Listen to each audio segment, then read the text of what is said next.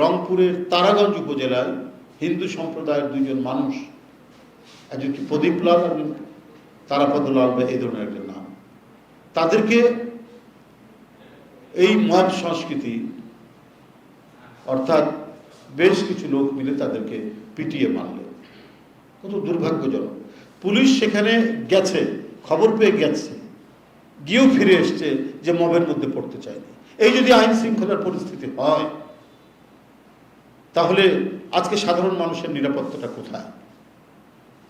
এটা তো আজকে সবচেয়ে ভাবিয়ে তুলেছে। এই মব কালচার একটা ক্যান্সারিয়াস গ্রোথ, একটা বৃহত্তর ক্যান্সারের ঘা তৈরি করেছে আমাদের জনসমাজের মধ্যে। অন্তর্বর্তীকালীন সরকারের তাদেরকে তো এই প্রচেষ্টা নিতে হবে, দৃষ্টান্তমূলক শাস্তি দিতে হবে। কারো হাতে আইন তুলে নেওয়ার কোনো অধিকার নেই। যে অধিকারটা শেখ হাসিনা দিয়েছিলেন তার র্যাবকে, তার পুলিশকে, তার আইন শৃঙ্খলা বাহিনীকে, তারা নির্বিচারে হত্যা করত, বিচার বহির্ভূত হত্যা করত, ক্রস ফায়ার দিত, অদৃশ্য করে দিত। এই কারণেই তো সারা জাতি ক্ষুব্ধ হয়েছিল।